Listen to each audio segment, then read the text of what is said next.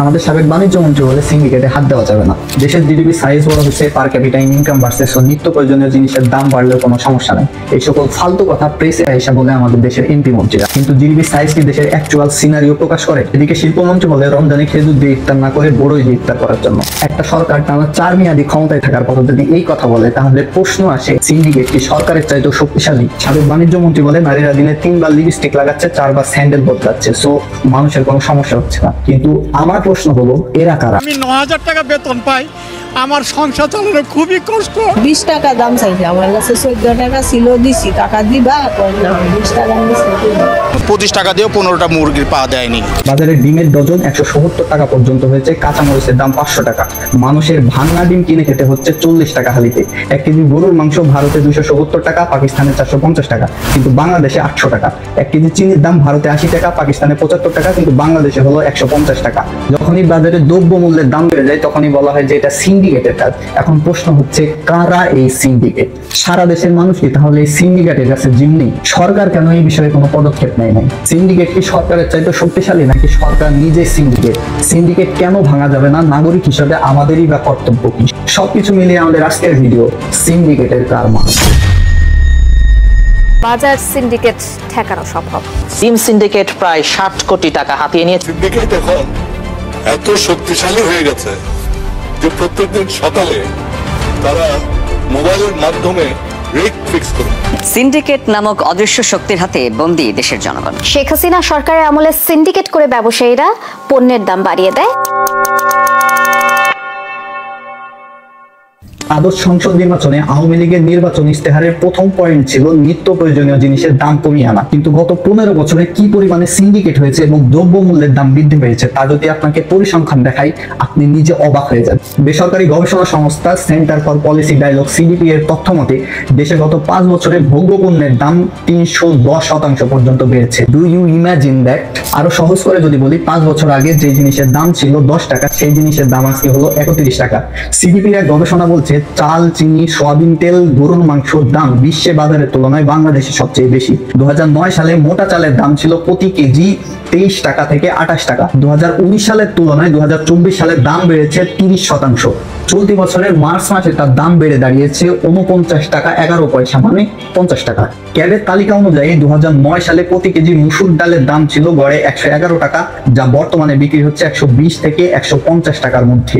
গত 5 বছরে মসুর ডালের দাম বেড়েছে 95%। 2011 সালে আলুর দাম কমে কেজি প্রতি 40 টাকাতে নেমে আসে, যার দাম গত বছরে বেড়ে দাঁড়িয়েছে 77 টাকা পর্যন্ত। 2009 সালে প্রতি কেজি গরুর মাংসের দাম ছিল 218 টাকা, যা বর্তমানে বিক্রি হচ্ছে 750 থেকে 780 টাকায়। বিশ্ববাজারে যার দাম হলো 663 টাকা। 2019 সালে ব্রয়লার মুরগির দাম ছিল কেজি প্রতি 118 টাকা, গত বছরে তা বিক্রি হয়েছে 240 টাকাতে। গত বছরে যেখানে তেলের দাম ছিল 105 টাকা, সেখানে বাংলাদেশে হয়েছে 200 টাকার কাছাকাছি। এজন্য সাবেক প্রধানমন্ত্রী আমাদেরকে তেল ছাড়া রেসিপি বানানো শিখিয়ে গিয়েছিল।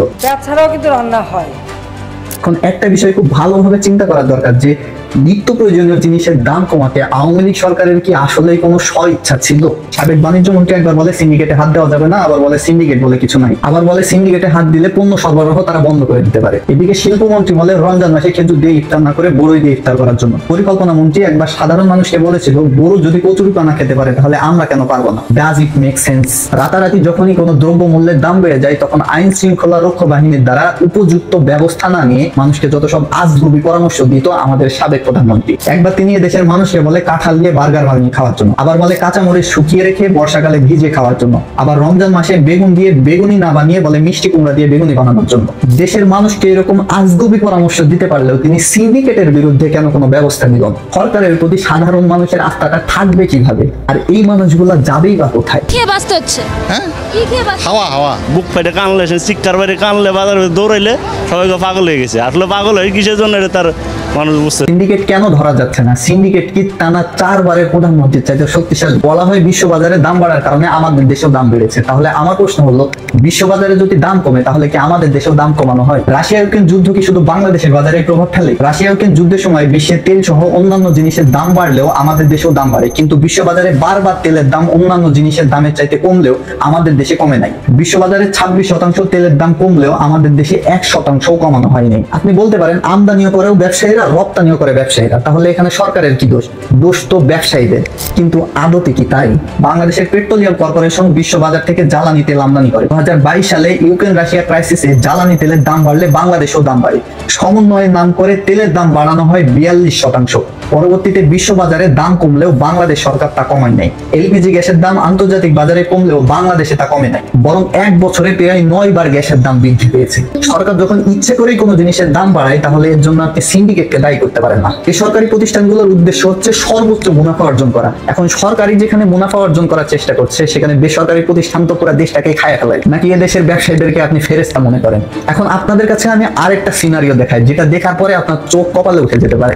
বাংলাদেশ পরিসংখ্যান ব্যুরোর তথ্য মতে 2022-23 ইকোনমিক ইয়ারে বাংলাদেশে আলু উৎপাদন হয় 1,04,33,000 টন। বিপরীতে আলুর চাহিদা ছিল মাত্র 90 লাখ টন। তার মানে আমাদের চাহিদার তুলনায় 4 লাখ টন আলু বেশি উৎপাদন হয়েছে। তো কোনোভাবেই তো 20 টাকা থেকে আলুর দাম 70 টাকা পর্যন্ত হওয়ার কথা না। ডলার ক্রাইসিস সহ আরো বিভিন্ন সমস্যার কথা যদি বলি, সব মিলিয়ে আলুর দাম 30 থেকে 35 টাকা পর্যন্ত সর্বোচ্চ হতে পারে। তাহলে প্রতি কেজিতে যে 30 থেকে 40 টাকা এক্সট্রা নেওয়া হচ্ছে, এই টাকাটা যাচ্ছে কোথায়? বাংলাদেশ পরিসংখ্যান ব্যুরোর তথ্য অনুসারে গত বছরে পেঁয়াজ উৎপন্ন হয়েছে আনুমানিক 36 লাখ টন। বিপরীতে চাহিদা ছিল 32 লাখ টন। 4 লাখ টন পেঁয়াজ বেশি উৎপাদনের পর কোনোভাবে 30 টাকার পেঁয়াজ 120 টাকা হওয়ার কথা না। এখন প্রশ্ন হচ্ছে, সিন্ডিকেট বছরের পর বছর ধরে কিভাবে এত সুযোগ পাচ্ছে? তাহলে এরা কি সরকারের লোক? মানে সরকার কি নিজেই সিন্ডিকেট? আমাদের এই পথে পথে চাঁদাবাজি এবং বাজার সিন্ডিকেট।